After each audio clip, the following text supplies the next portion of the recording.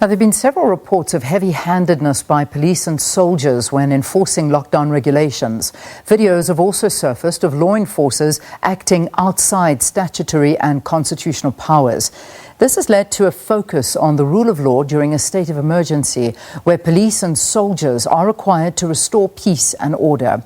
We now talk via Skype to Advocate Thembeka Ngcukaitobi, who has penned an article entitled "What Happens to Rule of Law During a Crisis?" So good to have you, Advocate. Welcome to Morning Live.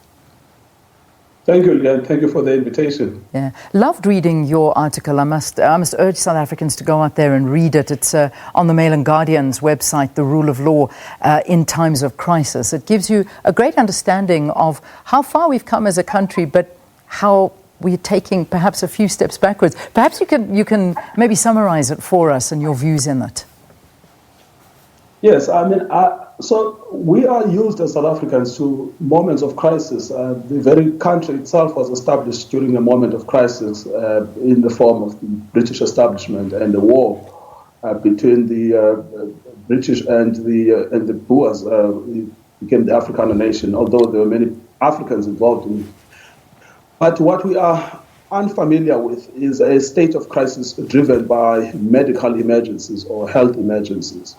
What we learned from the coronavirus is that a crisis is not always of a security or a military nature. Sometimes a crisis can be of a health nature.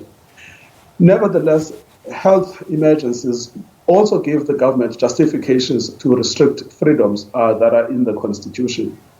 And it is these freedoms I try to debate in the article. To what extent can the government restrict the rights that we have under the Bill of Rights in the name of an emergency, such as a health emergency? Now, you actually posted on Twitter asking to be linked with the Alexandra family who lost someone allegedly beaten by the military, saying you wanted to assist the family with what you referred to as an unlawful death. And this, of course, is very much so what you're talking about when it comes to the abuse of power by law enforcers. Talk to us further about this. Did they contact you? What's the development on this story? Yes, they did contact me, and I met with them a day or two ago, and we are taking the matter forward. As you would know, now that I'm formally on brief, I'm bound by client confidentiality. So I'm happy to talk to you in general about instances of police abuse and sometimes instances where there is a wrongful death.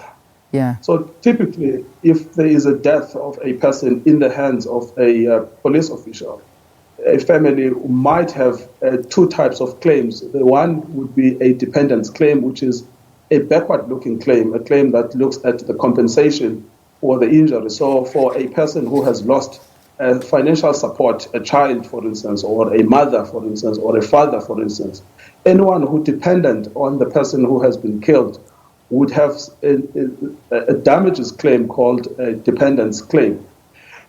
But a way of looking at it, what we do not want is not to look only to the past, but it is to focus on the future. In other words, how should you regulate in real time the conduct of security officials who are deployed in the name of safety, security? I think the Commander-in-Chief, President Ramaphosa, outlined this, and he said their operation is Operation Save Lives. But how do you make sure that in the course of saving lives, they do not in fact take lives? And that's the reality, because there's a term that's being used that police and the military have used excessive force. Now, should force be used at all? And what are the rights of citizens in these such cases? Yes, I mean, the baseline for citizen rights is that the Bill of Rights continues to apply. There are three rights that are of critical importance. One is the right not to be subjected to violence, whether the source is the state or any other forms of violence. So the state has a duty to protect me from private violence, and it also has a duty to protect me from state violence.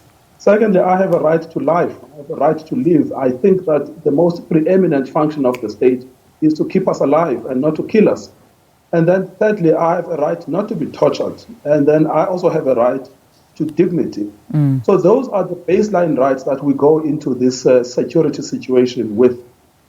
But there are also obligations imposed on us. We must respect instructions, lawful instructions given by security personnel. But there are also obligations imposed by law on security personnel. They are, first and foremost, intended to keep peace. That's the primary function, is they must keep all of us in a peaceful state. But where it becomes inevitable to use violence, there is a provision in the Criminal Procedure Act that they must use minimum force necessary to diffuse a conflictual situation. Yeah. Minimum force, that is most crucial. So in other words, if you can resolve a conflictual situation without resort to violence, then you should. It is only in instances where resort to violence is inevitable. So, for instance, a policeman that is faced with a gun pointed at them and about to be discharged. No one can sensibly argue that that policeman in those circumstances would act unreasonably if they responded or retaliated, also with discharging their own firearm. But the reality, Leanne, is that in many of these instances, the civilians are unarmed and they're actually quite happy to comply with their instructions. And this desire. Please continue. Sorry, we're breaking up here, but try and continue. I hope that we get you back.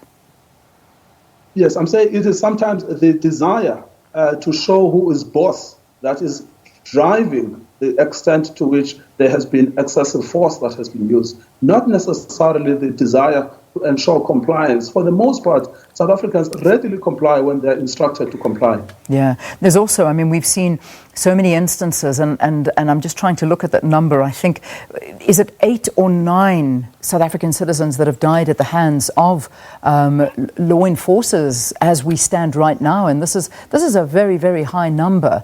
And some of the stories that have been brought forward are of individuals that are in their gardens, that are in their yards, that are in their houses, and that unnecessary force was used. And that is an alarm bell in itself.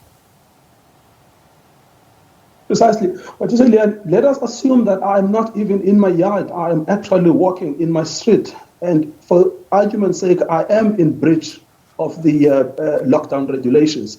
There is no necessity to employ any type of force in that instance, because the police are entitled to arrest a suspect who they find breaking the regulations. Force is simply never justified in order to enforce the lockdown.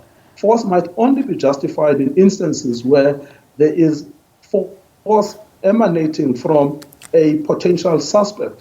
So it doesn't matter whether or not I'm breaching the lockdown regulations by walking in the streets. Alternatively, I'm breaching it by doing something within the confines on my property. The fact of the matter is that force is always inevitably bad. Yeah. Yeah, and that's the heart of it all, because we've seen a lot of videos of people that have been beaten up by these law enforcement officials, and these have come to light. But I think that the big question that needs to be asked here is: does a time of crisis supersede the law in such a time and override the Constitution? That's what's at the center right now. Yes. The Commander-in-Chief actually explained the mission of the employment of the soldiers, and he said the mission was Operation Save Lives. And what he meant by that is that your primary role is to keep South Africans alive. And the enemy, he also described the enemy at the time of the deployment. The enemy is the invisible enemy of the coronavirus. But those messages are somehow getting lost in the wash, because the police and the soldiers, and sometimes, unfortunately, recently, the local police, the JMPD, seem to misunderstand the message that came from the president. And then people seem to be wanting to take the law into their own hands. The bottom line is that the baseline rights that we have continue to apply regardless of the state of crisis, and that the state of crisis should not itself be used to suspend the Constitution. The Constitution continues to be applicable. Yeah. But the problem is we find ourselves in a time now, and you talk about this in your article, that normally comes out of crisis time with drastically expanded powers in the hands of politicians and diminished rights of individuals. At this point in time, we are under orders. That's what we are. And this situation comes with its own challenges. In fact, you even reference past scenarios in our country, starting from World War I all the way up to just before 1995, of how politicians became empowered by times of crisis. This is a difficult situation for South Africans to be in, isn't it? Precisely. I mean, often we would resist an encroachment on individual liberties and rights in the name of the Bill of Rights and individual freedoms. But in circumstances such as this, we are quite happy to surrender our liberties. And we surrender our liberties because the exchange that the state promises is the exchange to protect us from an inevitable death, from an invisible enemy. And so, but the problem is that once we give up those rights, what inevitably happens is that there is mass concentration of power in the hands of the politicians. Instead of having a democratic and a constitutional state, you end up with a police state. And that is where the law is absolutely critical. It's precisely where we've intentionally or voluntarily given up our rights in order to be protected from an inevitable potential death. But there is, of course, the other problem that we may inevitably end up in a state of mass hysteria, in a state of national hysteria, and we end up being unable to rescue the freedoms that have been taken away, and some of the freedoms that we have voluntarily allowed can be restricted during this moment. And that's why I try to suggest that we've got to make sure that the line is not blurred and that the rule of law is not erased, even during the state of crisis. Yeah. I have to let you go, but I don't want to. But I have to ask you to quickly wrap this up for me, Advocate. You're talking to a very dramatic situation. I mean, at the end of your article, you speak to the President directly, saying, what should bother you, Mr. President, is that South Africa's ability to secure its people and property is becoming worse than that in countries torn by civil war and dictatorship, such as Myanmar and Burkina Faso. That in itself is very, very worrying. What do you say? What are you concluding here? Should we end this lockdown? Are law enforcement agencies not listening to the President, or is this what we need to bring about law and order in South Africa, to obey the President's orders? Yes, I mean, of course, there is the other risk of going too far into the other direction. In other words, a hysteria that goes too much leftwards. I think the point is that we need a sense of proportionality. It's clear that the measures that the government has initiated are legitimate measures because it's necessary to prevent the spread of the virus rather than playing catch-up after the virus has, particularly in areas of poor people. So it's necessary to put mass preventative measures. It's going to be very difficult for a country as South Africa, where access to healthcare is very inaccessible to many people. But at the same time, it's necessary to ensure that the rights of citizens are not abrogated. So the critical message is a message of proportionality. I think that the last word I would put on the matter is that it's necessary that we should hear the voices of politicians. It's necessary that we should hear the President articulate unambiguously that he condemns police violence. It's necessary to hear the Minister of Defense also explain publicly that she condemns brutality of the soldiers. It's also necessary to hear Parliament express its own view that the type of violence that we see is unacceptable. So the kind of silence might be construed, perhaps misconstrued, as endorsement. Let's leave it there for this morning. Advocate Thembeka Ngcukaitobi, who is a lawyer and political activist, discussing the rule of law during a state of emergency in the restoration of peace and order. This in relation to very concerning reports about members of the public who have allegedly been beaten up or even died at the hands of police and the military during the COVID-19 lockdown. Let's take a break. See you after this.